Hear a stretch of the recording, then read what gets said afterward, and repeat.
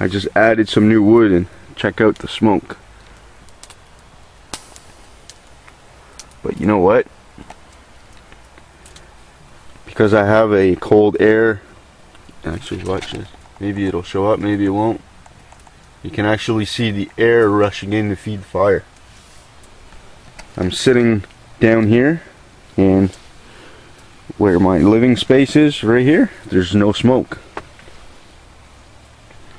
The little bit of air that rushes in the little cracks that formed at the bottom is enough to give me some fresh air down here.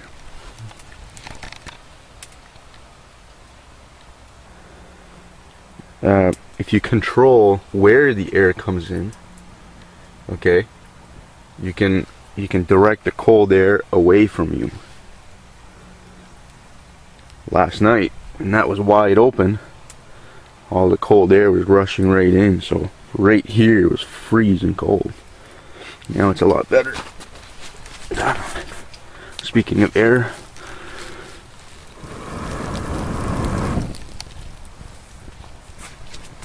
that should take care of some of the smoke.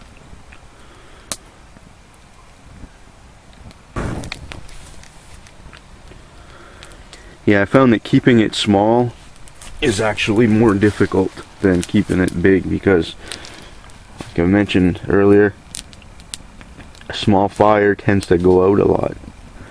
So you have to keep fighting with it. But once there's a good bed of coals at the bottom, it's no problem. But to get to that point while keeping it small, it's difficult. Smoke's cleared up in here. You can actually see the sky now. There's still some, but it's a lot better. I've got some sticks picked out over there that I need to make into a pot holder so that I can make myself some coffee here this morning. So I'm gonna go ahead and do that. You've already seen me do it, so I won't bother videotaping it.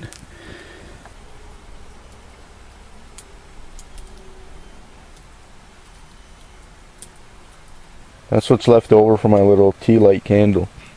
Those things are great. They're cheap. I actually shouldn't call them cheap. I should call them cost effective. A big bag of 100 costs very little money. And it's great for giving you light for about, I'd say, 4 hours. Plus minus half an hour. It depends.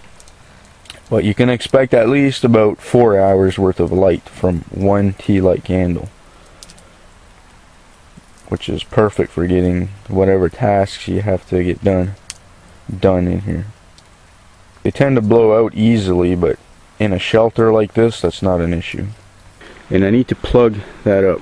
Well, not necessarily plug it, but make it waterproof somehow. The live trees that I cut, and I'm going to use the poles for something else later on, I've cut all of the green boughs from the top, and what I've done is separated them into two piles. These are all the nice short ones. The ones with the long stems I put over here. I'm going to start off by putting these in. Because of the long sticks, I'll be able to make a lattice work, so weave them in and out of there. And that'll basically put a framework in place to be able to use these to plug all the gaps once I'm done. So the trick is to somehow get up there and do that, because that's a lot taller than I am.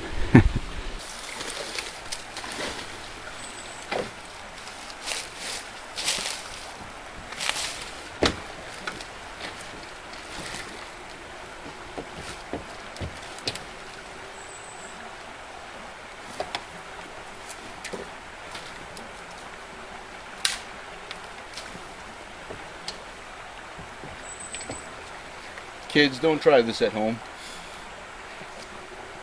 Not that I'm a professional or anything.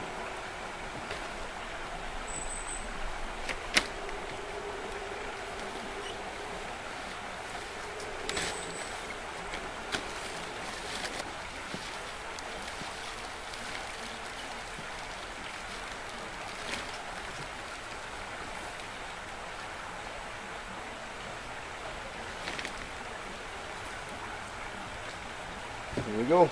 I ran out of stuff. Not bad, okay, but it could be better. I'm worried about the top right there, because all the ends of the branches meet up there, but there's not actually any green up there. So I gotta put something else up there. Here's what I come up with. I took a piece of this thick plastic, okay, it's just an old peat moss bag, and I got a string with a loop, and I threaded it all across and left the length. That's gonna go up there. This would be a whole lot easier with a cameraman.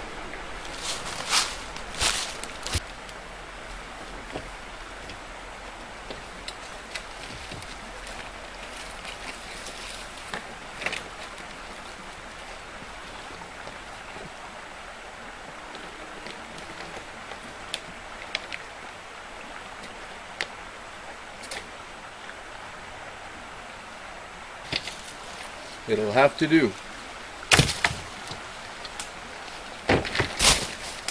Use this long stick here, and I've got sort of a, see that? I left a little stub of branch there so that I can basically do this. Oops. There. Basically, I'm fluffing up the plastic, putting it over top of the spruce boughs, like that. Let's go over to the back. See here, there's plenty of space, right, for the smoke to escape. The idea is that when the water falls, okay, it'll drip down and be deflected by the spruce boughs onto the plastic and keep the interior dry. There. So it's basically like an umbrella. So rain comes and then deflected. See, there's holes everywhere, so that should allow the smoke to escape. Now, doing this has a couple benefits that I can think of. Not only does it reflect, it stops the rain and any snow from getting inside, or at least it minimizes it. Another bonus for it is that when the fire is going, it acts as a baffle, so it slows down the heat, because it's got to work to come out through all of the spruce boughs and work its way out. So I think it should help retain more heat inside, making it warmer. That's my theory anyways. We'll see tonight when I actually use it. It's supposed to rain and be cold, so it'll be the perfect opportunity to test it out. You can see the sky right through, okay, but the idea is not to stop the rain. It's meant to deflect it. This is the real waterproofing here. Includes day number 3. Just a recap of my day, I guess. I've done a couple upgrades to my shelter.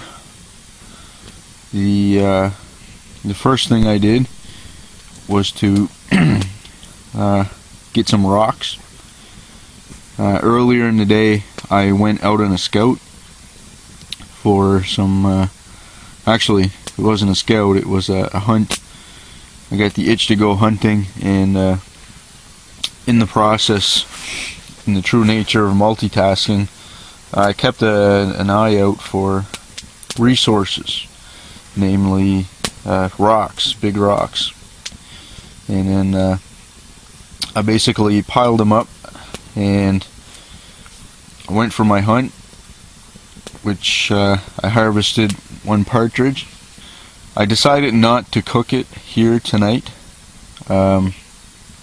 because my girlfriend likes grouse as well, so I thought it's only fair to bring it home and cook it up at home.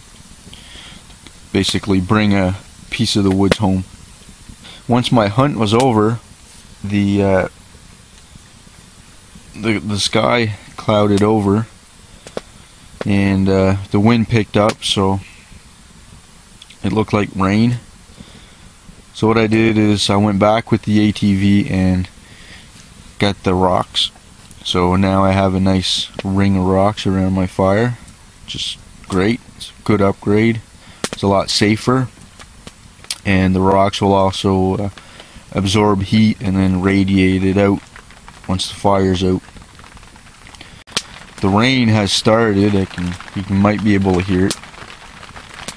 I feel a few drops coming in now and then, but that was expected. Sure is better than having nothing. Actually, I better move the camera because it's getting spit on. So right now I just basically have my feet kicked up and enjoying the night, relaxing by the fire, because this is going to be my last night for this vacation anyways. I'm going home tomorrow. It's supposed to rain all day tomorrow, so I'll probably just stick around inside the teepee here and make some more videos. Well guys, there's a break in the weather. The wind's still up, but it stopped raining, so it's noon now, and it's the last day of my vacation, so I think I'm gonna just pack her in and get to home. Unfortunately, everything must come to an end eventually. Oh well, so I'm just packing up and waiting for my fire to die down here. I've got all my wood split and stacked back there. Got a nice supply for the next time I come. I keep my pot hanger and stuff all over there. Here's my bannock stick. I'm gonna store it there as well. I'm gonna keep my fire poker here. Got a little bit of kindling left there for the next time I come. Make some sort of a door, a better door. I took care of taking care of lighting. Got a little lamp up here. I made out of a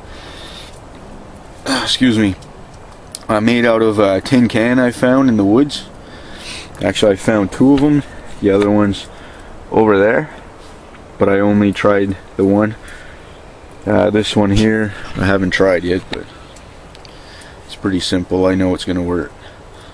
So the next time all I'll need are a couple tea lights, which I always put in my pack anyways, and I'll be able to have some light in here. Nice thing about the little candle is that it's a reliable light. As long as it stays lit, you've got a predictable amount of light. The fire, it's a varying thing. Sometimes it generates more light than at other times, so that's why I like having a combination of both.